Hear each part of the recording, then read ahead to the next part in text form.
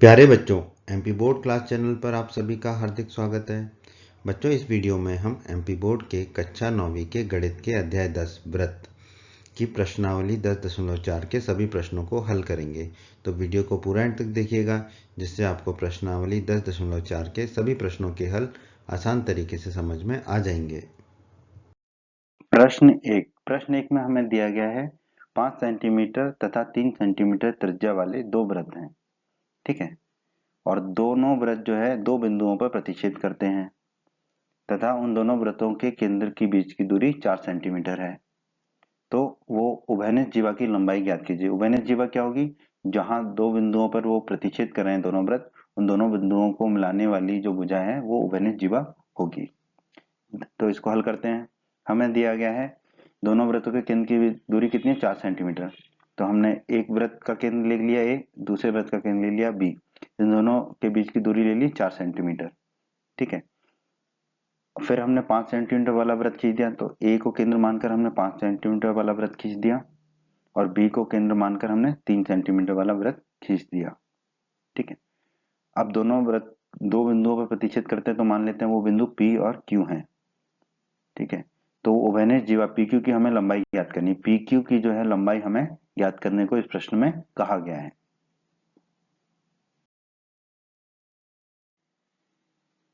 इस प्रश्न को हल करने के लिए हमें कुछ रचना करनी पड़ेगी। तो पहले हम वो रचना कर लेते हैं। केंद्र O और बिंदु पी को जोड़ें। ए और पी को जोड़ा हमने। ए और पी क्या है? वृत्त की त्रिज्या है। कौन से वृत्त की त्रिज्या?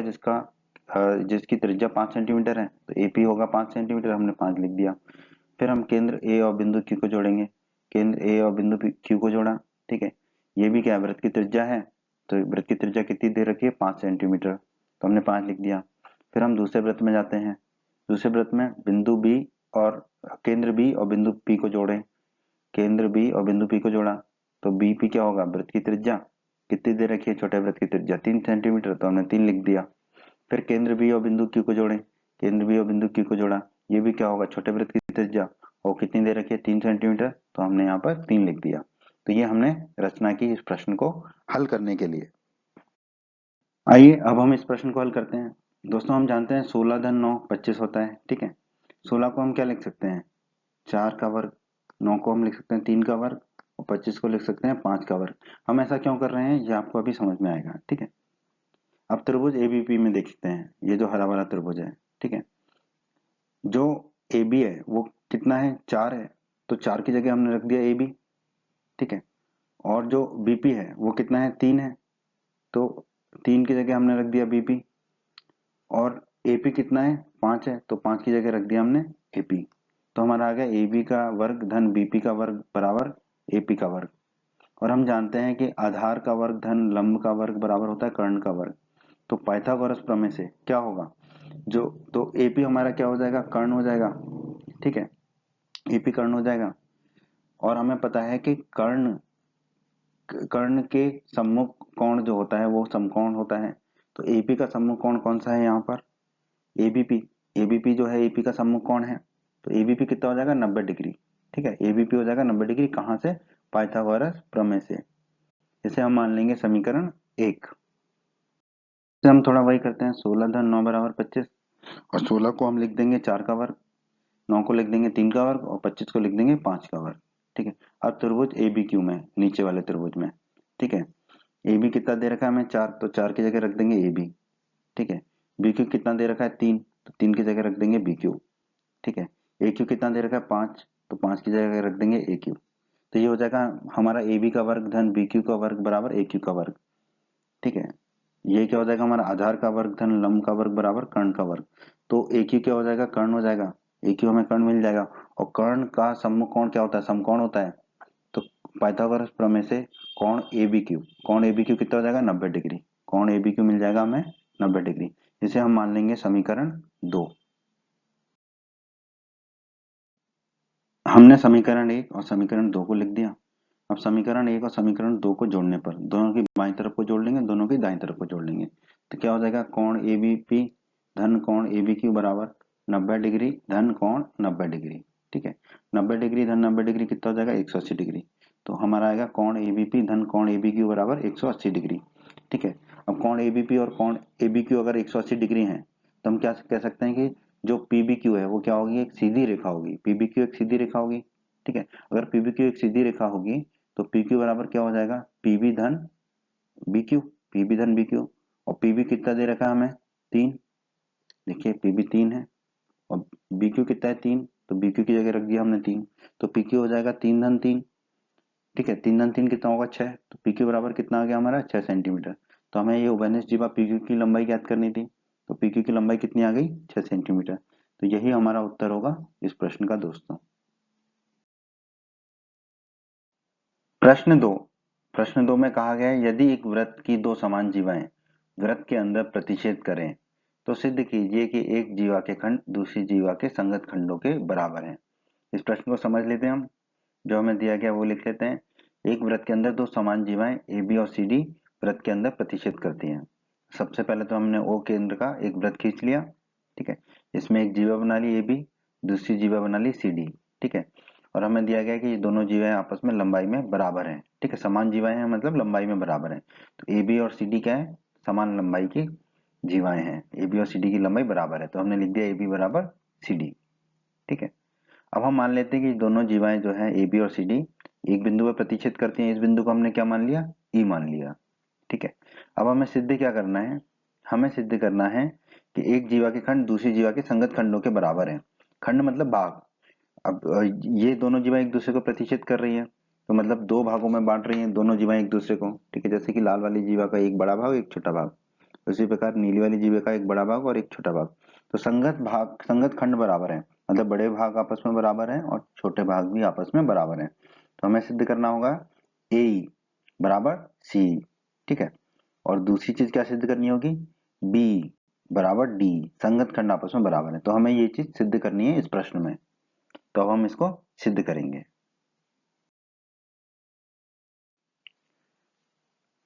इस प्रश्न को हल करने के लिए हमें कुछ रचना करनी पड़ेगी, तो पहले वो रचना कर लेते हैं हम।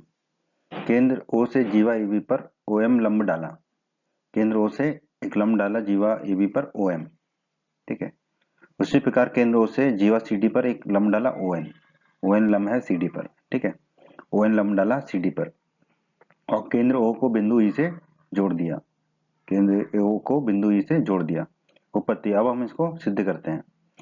जैसा कि हमने प्रमेय 10.6 के वीडियो में पढ़ा था, एक वृत्त की बराबर जीवाएं केंद्र से समान दूरी पर होती हैं, ठीक है। और आपने ये भी पढ़ रखा है कि एक रेखा की बिंदु से दूरी क्या होती है, उस रेखा पर बिंदु से डाला गया लंब, ठीक है।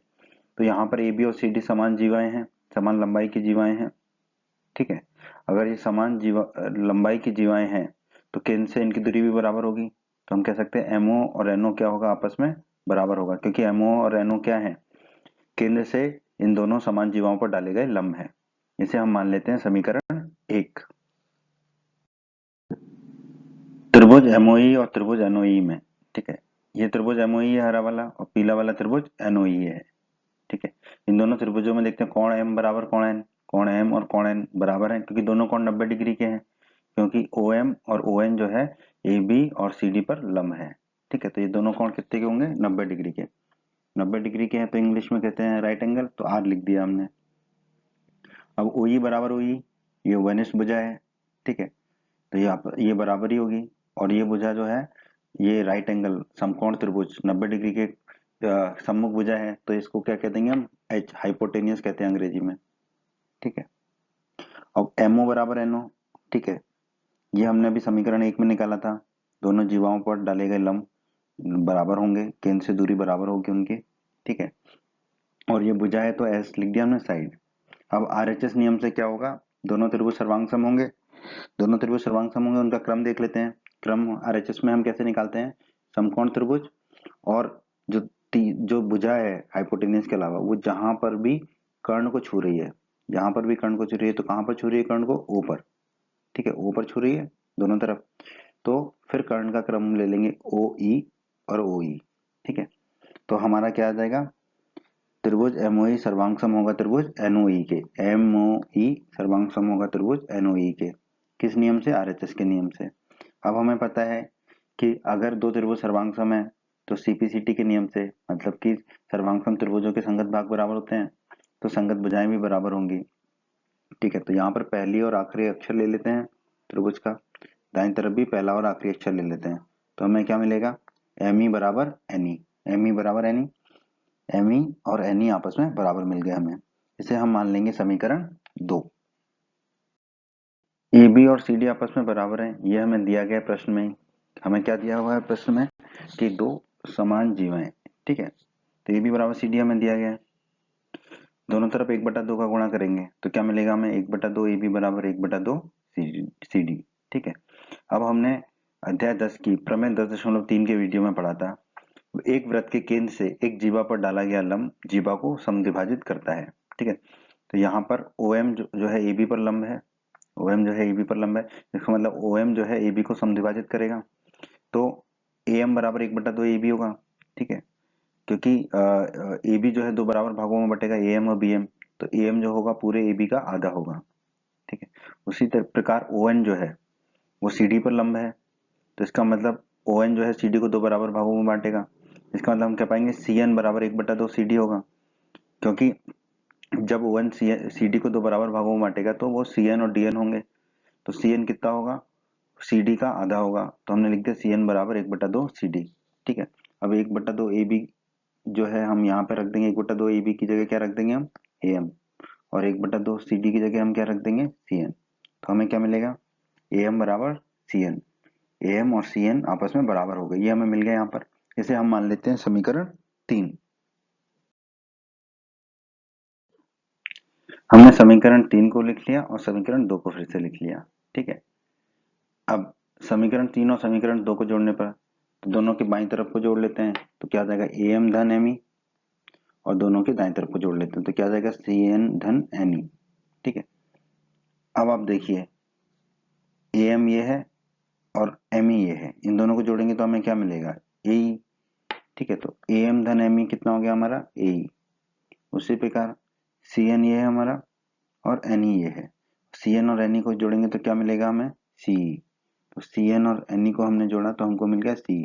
ठीक है, तो AE बराबर CE मिल गया हमें, यही हमें इस प्रश्न के पहले भाग में सिद्ध करना था, तो हम लिख देंगे इति सिद्धम, AE बराबर CE, और इसे हम मान लेंगे समीकरण 4। ठीक है, और हमें दिया गया है AB बराबर CD, दोनों जीवाएं समान लंबाई की हैं, समान जीवाएं हैं, AB बराबर CD, इसे हम मान लेते हैं अभी समीकरण 5। ठीक है, अब समीकरण 5 में से समीकरण 4 को घटा देंगे। ठीक है, समीकरण 5 में से समीकरण 4 को घटा देंगे। ठीक है, तो पहले लिख देंगे AB में से किसको घटा देंगे, AE को घटा दिया, फिर लिख दिया हमने CD में से किसको घटा देंगे, CE को, CD में से CE को घटा देंगे। अब AB में से अगर हम AE को घटाएंगे तो हमें क्या मिलेगा, B, उसी प्रकार CD में से अगर हम CE को घटाएंगे तो हमें क्या मिलेगा, D, तो हमने लिख दिया B बराबर D।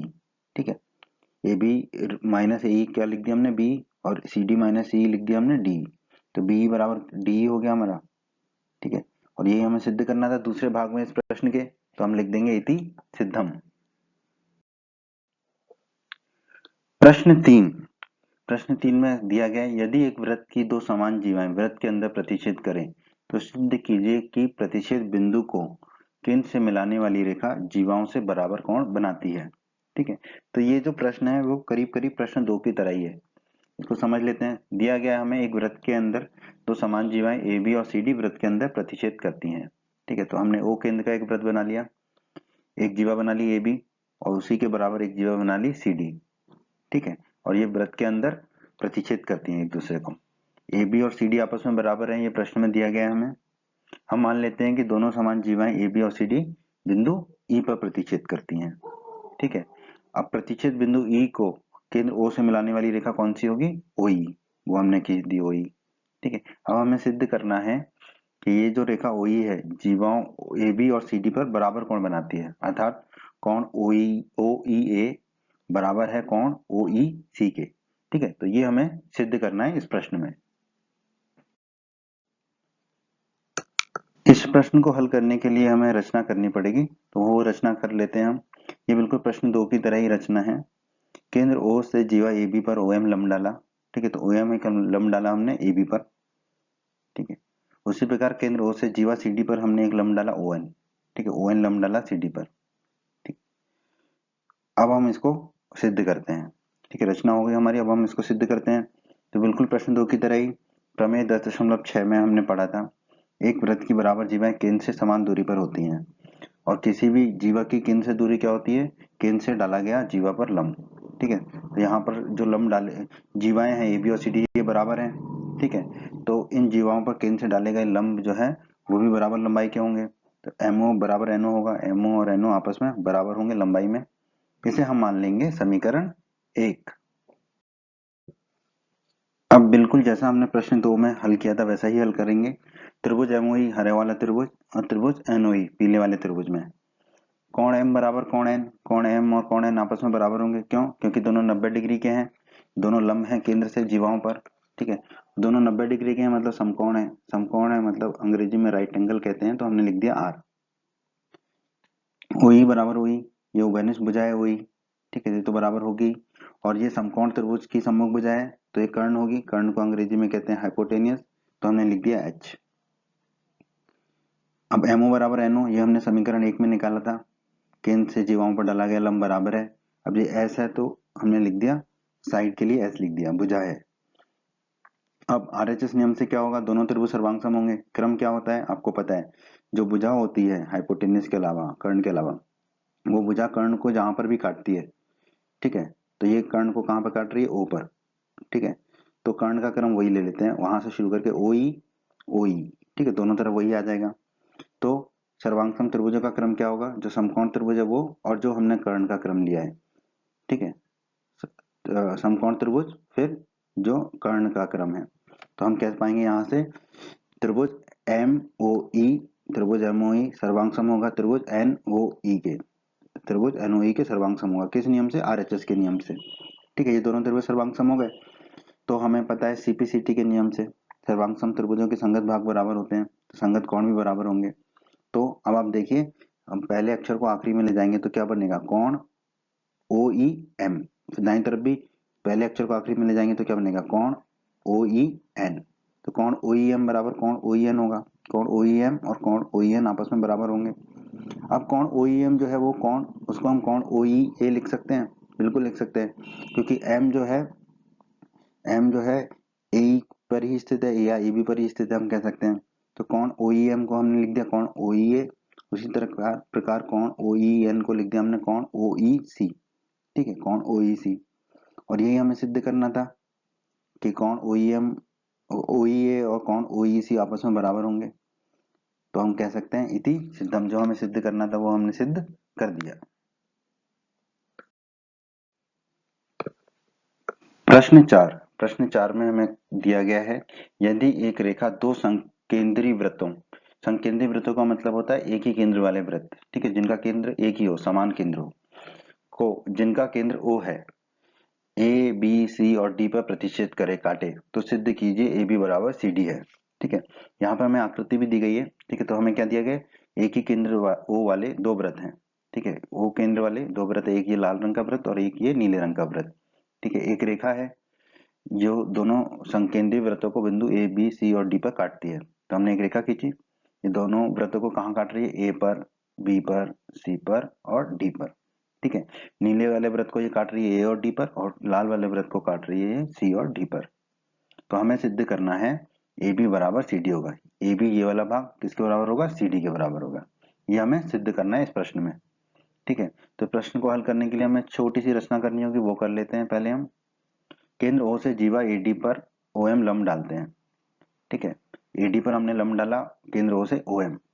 ठीक है, तो OM जो है AD पर लंब होगा और ये OM जो है BC पर भी लंब होगा। ठीक है, क्योंकि BC जो है AD का ही हिस्सा है, भाग है। दोस्तों हमने प्रमेय 10.3 के वीडियो में पढ़ा था कि एक वृत्त के केंद्र से जीवा पर डाला गया लंब जीवा को समद्विभाजित करता है, मतलब कि दो बराबर भागों में बांटता है। यहाँ पर OM जो है AD पर लंब है। ठीक है, तो OM जो है AD को दो बराबर भागों में बांटेगा, समद्विभाजित करेगा। ठीक है, तो हमें क्या मिलेगा, AM बराबर DM। ठीक है, क्योंकि OM जो है AD को दो बराबर भागों में बांट रहा है AM और DM में, तो AM और DM बराबर होंगे आपस में। इसे हम मान लेते हैं समीकरण 1। उसी प्रकार OM जो है BC पर भी लंब है, तो OM जो है जीवा BC को भी समद्विभाजित करेगा दो बराबर भागों में। ठीक है, तो दो बराबर भाग कौन कौन से हैं BC के, BM और CM, तो BM बराबर CM होगा, BM और CM आपस में बराबर होंगे। इसे हम मान लेते हैं समीकरण 2। अब समीकरण 1 में से समीकरण 2 को घटाने पर, ठीक है, तो पहले हम समीकरण 1 का भाग लिख देंगे AM, उसको घटाएंगे समीकरण 2 के में से तो माइनस BM। उसी प्रकार दाईं तरफ समीकरण 1 का भाग लिख दिया और माइनस लिखने के बाद हमने लिख दिया समीकरण 2 का भाग। अब AM में से BM गया, AM में से BM गया तो क्या बचेगा AB। उसी प्रकार DM में से CM जाएगा तो क्या बचेगा CD। तो हमारा आ जाएगा AB बराबर CD। AB और CD आपस में बराबर हो जाएंगे और यही हमें इस सवाल में, इस प्रश्न में सिद्ध करना था, AB बराबर CD, तो हमने कर दिया। तो हम कह देंगे इति सिद्धम।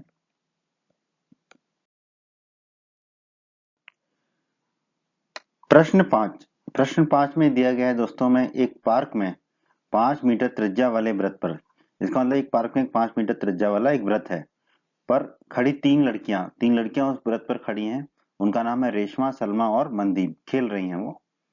रेशमा एक गेंद को सलमा के पास, सलमा मनदीप के पास तथा मनदीप रेशमा के पास फेंकती है, मतलब तीनों एक दूसरे को वो गेंद फेंकते हैं। यदि रेशमा तथा सलमा के बीच और सलमा तथा मनदीप के बीच की दूरी 6 मीटर है, तो रेशमा और मनदीप के बीच की दूरी क्या होगी। ठीक है, तो यहाँ पर जो याद रखने योग्य बात है वो ये है कि तीनों जो लड़कियां हैं वो वृत्त पर खड़ी हैं। ठीक है, वृत्त पर कहीं ना कहीं खड़ी हैं। ठीक है, तो हम इस प्रश्न को हल करते हैं, तो जो हमें दिया गया है उसे हम पहले लिख लेते हैं।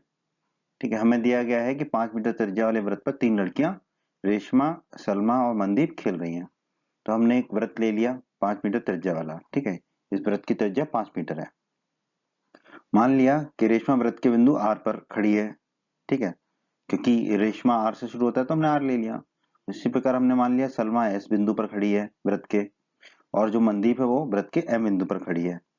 अब हमें दिया गया है कि रेशमा तथा सलमा के बीच की दूरी 6 मीटर है और सलमा और मनदीप के बीच की दूरी भी 6 मीटर है। तो रेशमा और सलमा के बीच की दूरी हमें कितनी दी गई है, 6 मीटर। तो RS कितना होगा हमारा, 6 मीटर, तो हमने 6 लिख लिया।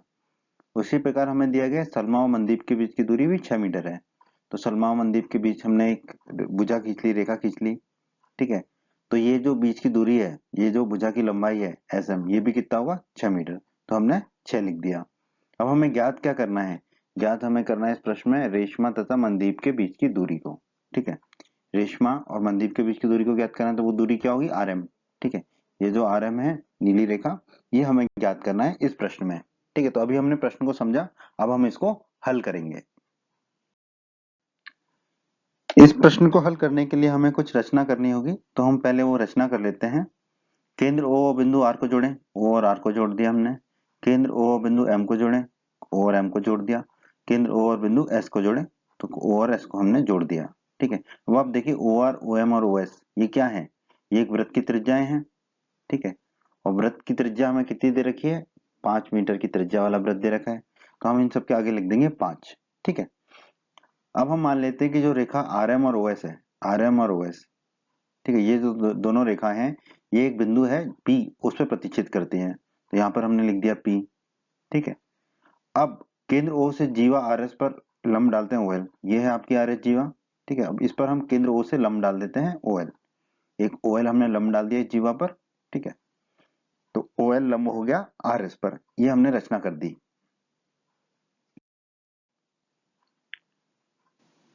OL लंब है RS पर, ये हमने अभी भी रचना से किया। ठीक है, अब हमने अध्याय 10 की प्रमेय 10.3 में पढ़ा था। ठीक है, आपने अगर हमारा प्रमेय 10.3 का वीडियो नहीं देखा है तो उसे अवश्य देखें। प्रमेय 10.3 के वीडियो में हमने सिद्ध किया था, एक वृत्त के केंद्र से एक जीवा पर डाला गया लंब जीवा को समद्विभाजित करता है, मतलब कि जीवा को दो बराबर भागों में बांटता है। तो यहाँ पर जो लंब OL है, केंद्र O से डाला गया लंब है OL, कहाँ पर, जीवा RS पर। तो OL लंब जो है जीवा RS को समद्विभाजित करेगा, दो बराबर भागों में बांटेगा। तो RL बराबर LS बराबर 3 होगा, क्योंकि जो जीवा RS है उसकी लंबाई कितनी है, 6। ठीक है, 6 मीटर है, तो RL कितना होगा हमारा, 3 मीटर। उसी प्रकार LS कितना होगा हमारा, 3 मीटर। तो ये हमने लिख दिया। कहाँ से लिखा, प्रमेय 10.3 से, क्योंकि इस जीवा पर डाला गया लंब जीवा RS को दो बराबर भागों में बांटेगा। और जीवा RS की लंबाई 6 मीटर है, तो दोनों बराबर भागों की लंबाई कितनी होगी, 3 मीटर। तो RL LS दोनों हमारे हो जाएंगे 3-3 मीटर के। हम जानते हैं अगर एक बिंदु दो स्थिर बिंदुओं से बराबर दूरी पर स्थित हो तो वह बिंदु दो स्थिर बिंदुओं को मिलाने वाले रेखाखंड का लंब और समद्विभाजक होता है। ठीक है, तो यहाँ पर देखिए जो बिंदु O है वो R बिंदु और M बिंदु से बराबर दूरी पर स्थित है, समान दूरी पर स्थित है। ठीक है, क्योंकि ये क्या है, OR और OM वृत्त की त्रिज्याएं हैं और इनकी लंबाई है 5 मीटर। ठीक है, तो जो बिंदु O है बिंदु R और M से बराबर दूरी पर स्थित है। इसका मतलब क्या होगा, जो OP है, ठीक है, ये जो OP है ये RM पर लंब होगा, OP RM पर लंब होगा। ठीक है, उसी प्रकार आप देखिए बिंदु S जो है वो बिंदु R और M से बराबर दूरी पर स्थित है। ठीक है, वो बराबर दूरी क्या है, 6 मीटर, और ये हमें प्रश्न में दिया गया है। ठीक है, क्योंकि रेशमा और सलमा 6 मीटर की दूरी पर बैठी हैं एक दूसरे से, और सलमा और मनदीप भी 6 मीटर की दूरी पर बैठी हैं। तो यहाँ से हम कह देंगे कि SP जो है वो लंब होगा RM पर, SP जो है RM पर लंब होगा। ठीक है, तो अभी तो हमने लंब का निकाल लिया, अब हम समद्विभाजक लिख लेते हैं। ठीक है, जो रेखा OP है या SP है वो RM को दो बराबर भागों में बांटेगी, तो हम कह सकते हैं कि RP बराबर होगा PM के। ठीक है, क्योंकि RM को दो बराबर भागों में बांटेगा लंब OP या SP, एक ही बात है। ठीक है, तो हमने लिख दिया RP बराबर PM। ठीक है, तो RP बराबर PM है, तो RM जो बड़ी रेखा है, जो जो हमें ज्ञात करना है रेशमा और मनदीप के बीच की दूरी, वो किसके बराबर होगी, 2 गुणा RP के, RP के 2 के गुणा के बराबर होगी। तो अगर हमने RP ज्ञात कर लिया तो उसमें 2 का गुणा करेंगे तो हमें RM मिल जाएगा, और RM ही क्या है, रेशमा और मनदीप के बीच की दूरी है, जो कि हमें इस प्रश्न में ज्ञात करनी है। तो RM बराबर 2 गुणा RP को हम क्या मान लेंगे, समीकरण 1। त्रिभुज ORL में, पीले वाले त्रिभुज ORL में पाइथागोरस प्रमेय से, ठीक है, क्योंकि यहाँ पर जो है OL जो है RS पर लंब है। ठीक है, तो पाइथागोरस प्रमेय क्या कहती है हमारी, लंब का वर्ग धन आधार का वर्ग बराबर क्या होता है, कर्ण का वर्ग। तो यहाँ पर लंब क्या है हमारा, OL। ठीक है, आधार क्या है हमारा, RL, और कर्ण क्या है हमारा, OR। ठीक है, तो लंब की जगह रख दिया हमने OL, आधार की जगह RL और कर्ण की जगह OR। ठीक है, अब OL तो हमें पता नहीं है, RL हमें पता है। ठीक है, RL हमें कितना कितना निकाला था अभी हमने, RL 3, तो RL की जगह हम रख देंगे 3। और OR क्या वृत्त की त्रिज्या है, ये भी हमें पता है कितना है, 5, तो OR की जगह रख देंगे हम 5। ठीक है, तो हमने OL को OL ही रहने दिया, RL की जगह रख दिया 3 और OR की जगह रख दिया 5। ठीक है, अब 3 का वर्ग कितना हो जाएगा, 9, उसी तरह 5 का वर्ग हो जाएगा 25, तो हमें मिलेगा OL का वर्ग धन 3 का वर्ग हो गया 9 धन 9 बराबर 5 का वर्ग हो गया 25। ठीक है, अब 9 को हम ले जाएंगे दाईं तरफ तो ऋण का हो जाएगा, तो हमें मिलेगा OL का वर्ग बराबर 25 ऋण के 9, 25 में से 9 जाएंगे तो कितने बचेंगे, 16, तो OL का वर्ग कितना जाएगा, 16। ठीक है, अब 16 का वर्गमूल लेंगे। ठीक है, अंडर रूट लेंगे, वर्गमूल लेंगे, तो OL हमें कितना मिल जाएगा, 4, क्योंकि 4 का वर्ग होता है 16, तो OL हमें मिल गया 4, तो हमने OL को लिख दिया 4। ठीक है, OL को हमने लिख दिया 4, OL मिल गया हमें 4।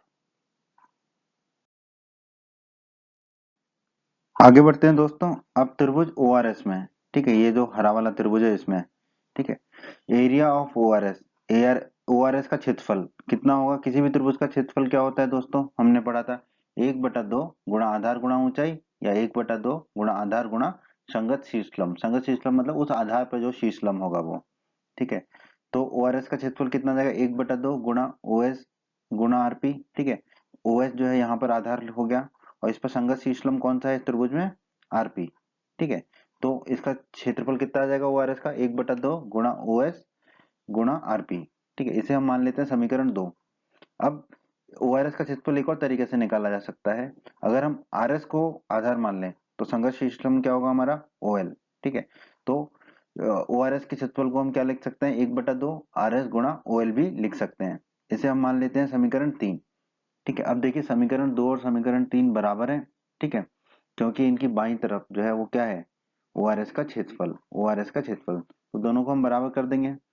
तो हम समीकरण 2 का दाईं तरफ लिख देंगे 1/2 गुणा OS गुणा RP, उसी प्रकार दाईं तरफ हम लिख देंगे समीकरण 3 का दायां तरफ वाला, तो हो जाएगा 1/2 गुणा RS गुणा OL। 1/2 से 1/2 चला जाएगा, तो हमें कितना मिलेगा, OS गुणा RP बराबर RS गुणा OL। OS गुणा RP बराबर हमें मिल जाएगा RS गुणा OL। तो हमने निकाला अभी OS गुणा RP बराबर RS गुणा OL। ठीक है, अब हमें पता है OS कितना दे रखा है हमें, वृत्त की त्रिज्या है 5, ठीक है। उसी प्रकार RS हमें दे रखा है 6, ठीक है, तो RS की जगह हम रख देंगे 6। और OL जो है अभी हमने कितना निकाला 4, तो OL की जगह रख देंगे हम 4। तो हमने OS की जगह रख दिया 5, RS की जगह रख दिया 6 और OL की जगह रख दिया 4, ठीक है। तो 5 गुणा RP बराबर हो गया 6 गुणा 4, 6 गुणा 4 कितना होता है 24, तो 5 गुणा RP बराबर हो गया 24। RP बराबर कितना हो जाएगा 24/5, ठीक है। तो 24 में 5 का भाग देंगे तो हमें RP मिलेगा 4.8, हमें RP मिल गया 4.8, ठीक है। अब हमने समीकरण 1 में निकाला था कि RM जो है 2 गुना RP है, ठीक है, तो RM जो है 2 गुना RP है, तो हम RP की जगह क्या रख देंगे 4.8, तो हमने RP की जगह रख दिया 4.8, तो 2 गुना 4.8 हो गया, तो RM बराबर हमारा कितना आ गया 9.6 मीटर, ठीक है। तो जो RM है वो कितना आ गया 9.6 मीटर। इसका मतलब हम क्या कह सकते हैं, रेशमा और मनदीप के बीच की दूरी कितनी है 9.6 मीटर, और यही हमारा उत्तर होगा दोस्तों इस प्रश्न का। हमारे सामने है प्रश्न 6। प्रश्न 6 कहता है 20 मीटर त्रिज्या का एक गोल पार्क वृत्ताकार, ठीक है, एक गोल पार्क है जिसकी त्रिज्या जो है वो हमें दी गई है 20 मीटर, ठीक है, एक कॉलोनी में स्थित है। 3 लड़के हैं, 3 बदमाश लड़के अंकुर, सैयद और डेविड इसकी परिसीमा पर बराबर दूरी पर बैठे हैं। परिसीमा मतलब वृत्त पर बराबर दूरी पर बैठे हैं, ठीक है, और प्रत्येक के हाथ में एक खिलौना टेलीफोन है आपस में बात करने के लिए। प्रत्येक फोन की दूरी की लंबाई ज्ञात कीजिए। तो हम इस प्रश्न को समझते हैं। पहले जो हमें दिया गया वो लिखते हैं। 20 मीटर त्रिज्या का एक गोल पार्क एक कॉलोनी में स्थित है, तो हम वो बना लेते हैं। हमने एक 20 मीटर त्रिज्या का एक गोल पार्क बना लिया, जिसकी त्रिज्या कितनी है 20 मीटर, ठीक है। और हमें दिया गया है कि ये 3 बदमाश बच्चे अंकुर जो और सैयद और डेविड, ये 3 बदमाश बच्चे जो हैं वो वृत्त पर परिसीमा पर बैठे हैं, ठीक है। तो हम मान लेते हैं कि अंकुर जो है बिंदु ए पर बैठा है, सैयद जो है बिंदु एस पर बैठा है और डेविड जो है बिंदु टी पर बैठा है। अब ये इन सब के हाथों में एक खिलौना टेलीफोन है जो आपस में बात करते हैं, ठीक है, और ये तीनों एक दूसरे से बराबर दूरी पर बैठे हैं, ठीक है। तो 3 लड़के अंकुर, सैयद और डेविड इसकी परिसीमा पर बराबर दूरी पर बैठे हैं, ये हमें दिया गया है। हम मान लेते हैं कि ये बराबर दूरी कितनी है 2x है, 2 गुना x है, ठीक है। तो अंकुर और सैयद के बीच की दूरी कितनी होगी 2 गुना x। उसी प्रकार सैयद और डेविड के बीच की दूरी होगी 2 गुना x। उसी प्रकार अंकुर और डेविड के बीच की दूरी होगी 2 गुना x। ये हमें दिया गया है प्रश्न में, ठीक है। तो AS बराबर SD बराबर AD बराबर 2x, ये तीनों जो है भुजाएं कितनी हो जाएंगी 2x के बराबर। और हमें क्या ज्ञात करना है, हमें इन्हीं तीनों भुजाओं की लंबाई ज्ञात करनी है कि वो आपस में एक दूसरे से कितनी दूरी पर स्थित हैं। प्रत्येक फोन की डोरी की लंबाई ज्ञात करनी है, मतलब कि उनके बीच की दूरी ज्ञात करनी है। तो हमें ज्ञात करना है AS, SD और AD की लंबाई यानी कि 2x। अगर 2 गुना x हमने ज्ञात कर लिया तो हम कह देंगे फोन की डोरी की लंबाई 2 गुना x है, ठीक है। तो अब हम इसको हल करते हैं। तो आइए दोस्तों अब इस प्रश्न को हम हल करते हैं। जैसा कि दोस्तों हम जानते हैं कि अगर एक बिंदु दो स्थिर बिंदुओं से बराबर दूरी पर स्थित हो तो वह बिंदु दो स्थिर बिंदुओं को मिलाने वाले रेखाखंड का लंब समद्विभाजक होता है, ठीक है। जैसे समझ लेते हैं यहाँ पर बिंदु ए जो है बिंदु एस और बिंदु डी से बराबर दूरी पर स्थित है, ठीक है। एस और एडी कितना है यहाँ पर 2x, ठीक है। तो बिंदु ए जो है एस से भी 2x दूरी पर स्थित है और डी से भी 2x दूरी पर स्थित है। इसका मतलब क्या हुआ कि अगर ए से अगर हम कोई लंब खींचेंगे कहां पर एस और डी को मिलाने वाले रेखाखंड एस डी पर, ठीक है। अगर ए से हम लंब खींचेंगे एस डी पर तो वो एस डी को दो बराबर भागों में बांटेगा, मतलब कि समद्विभाजित करेगा, समद्विभाजक होगा उसका। तो एम जो है अगर हमने लंब खींचा एस डी पर, ठीक है, एम हमने लंब खींचा एस डी पर, ठीक है, तो एम क्या है एस डी को दो बराबर भागों में बांटेगा। इसका मतलब क्या हुआ एम एस और एम डी बराबर होंगे, ठीक है। एस डी अगर 2x है तो एम एस कितना होगा x और एमडीबी कितना होगा x, ठीक है। अब केंद्र O से जीवा एसडी को समद्विभाजित करने के लिए हमने एक रेखा खींची OM, ठीक है। केंद्र O से M तक एक रेखा खींची क्योंकि M हमें पता है एसडी का समद्विभाजक है, ठीक है। तो केंद्र O से एसडी को समद्विभाजित करने के लिए रेखा खींची OM। अब आपको याद होगा इसी अध्याय 10 की प्रमेय 10.4 के वीडियो में हमने सिद्ध किया था एक वृत्त के केंद्र से जीवा को अगर समद्विभाजित करने के लिए कोई रेखा खींची जाए तो वह रेखा जीवा पर क्या होती है लंब होती है। तो यहाँ पर OM क्या होगा जीवा एसडी पर लंब होगा, तो OM लंब होगा जीवा एसडी पर। OM जो है जीवा एसडी पर लंब होगा।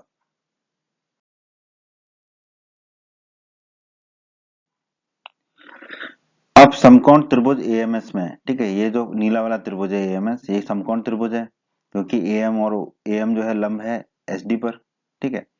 तो समकोण त्रिभुज एएमएस में पाइथागोरस प्रमेय लगा देते हैं। पाइथागोरस प्रमेय आपको पता है, लंब का वर्ग धन आधार का वर्ग बराबर कर्ण का वर्ग। तो यहाँ पर लंब क्या है, एएम है, आधार कितना है, एसएम है, और कर्ण कितना है, एएस है। तो हम लिख देंगे, लंब की जगह लिख देंगे एएम, आधार की जगह लिख देंगे एमएस, और कर्ण की जगह लिख देंगे एएस। तो हो जाएगा हमारा एएम का वर्ग धन एमएस का वर्ग बराबर एएस का वर्ग। अब यहाँ पर एएम तो हमें पता नहीं है, लेकिन एमएस हमें पता है, एमएस कितना है, एक्स, तो एमएस की जगह रख देंगे हम एक्स।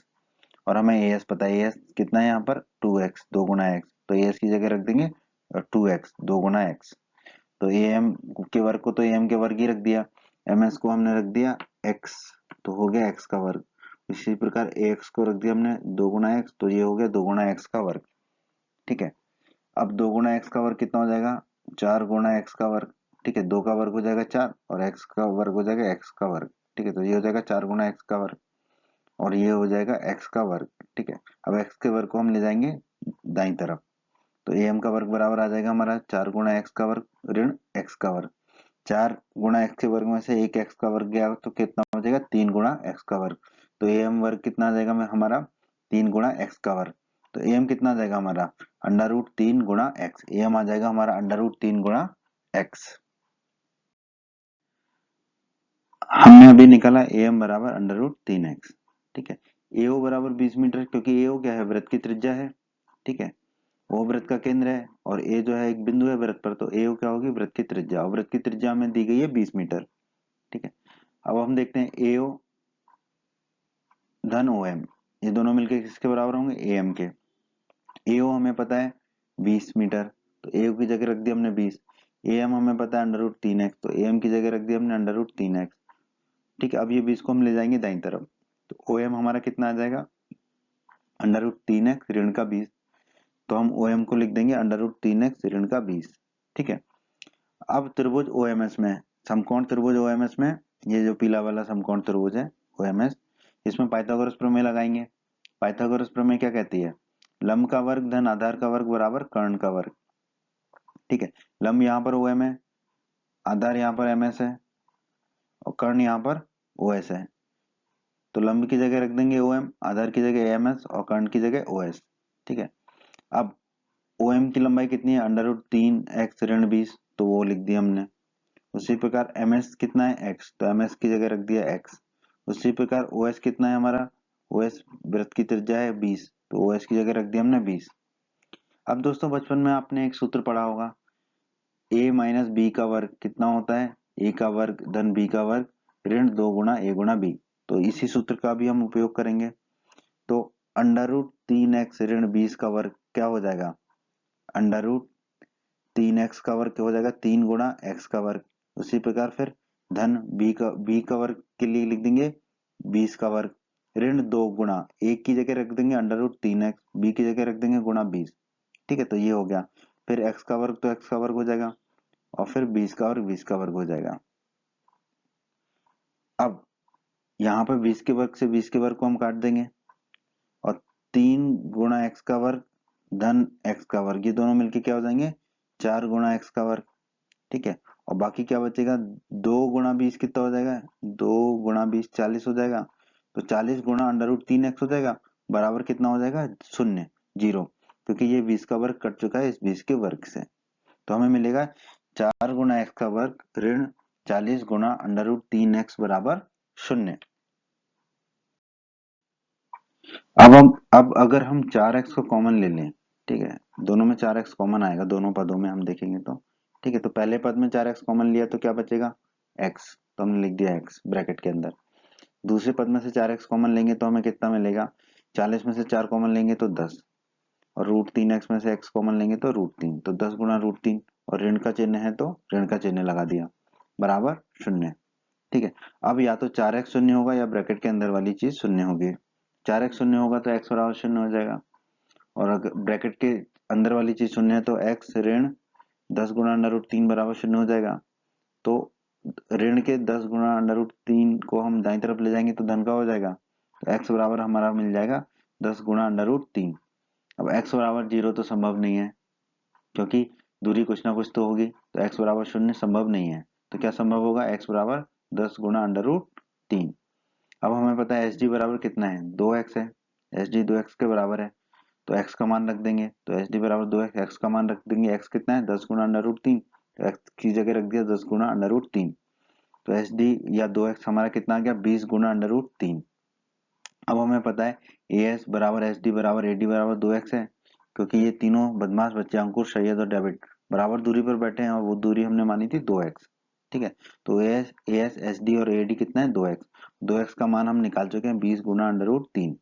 तो हम कह सकते हैं as sd और ad किसके बराबर होगा, 20 गुना अंडर रूट 3 मीटर के। तो यहाँ प्रश्न में हमें बताना था प्रत्येक फोन की डोरी की लंबाई कितनी है, तो प्रत्येक फोन की डोरी की लंबाई कितनी आ जाएगी, 20 गुना अंडर रूट 3 मीटर।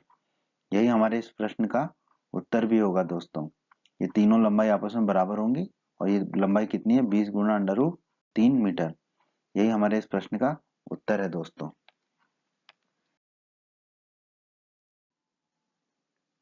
उम्मीद करते हैं बच्चों आपको एमपी बोर्ड क्लास का ये वीडियो पसंद आया होगा। बच्चों अगर आप हमारे चैनल पर नए हैं और आपने अभी तक चैनल को सब्सक्राइब नहीं किया है तो आप सब्सक्राइब बटन को दबाकर जल्दी से चैनल को सब्सक्राइब कर लीजिए और बेल आइकन को भी दबा दीजिए। बेल आइकन को दबाने से क्या होगा, हमारे चैनल पर जब भी कोई नया वीडियो आएगा तो उसका नोटिफिकेशन सबसे पहले आपको मिलेगा और यूट्यूब सर्च में भी आपको हमारे वीडियोज ऊपर नजर आएंगे। और आप हमारे वीडियोज को अपने सभी दोस्तों के साथ फेसबुक और व्हाट्सएप पर अवश्य शेयर कीजिए, जिससे आपके दोस्तों का भी लाभ हो सके। वीडियो पसंद आया है तो वीडियो को लाइक जरूर कर दीजिएगा और इस अध्याय के बाकी अन्य वीडियोस देखने के लिए आप आई बटन पर क्लिक करें। आई बटन पर क्लिक करने से आपको इस अध्याय के बाकी सभी वीडियोस के लिंक प्राप्त हो जाएंगे। धन्यवाद बच्चों।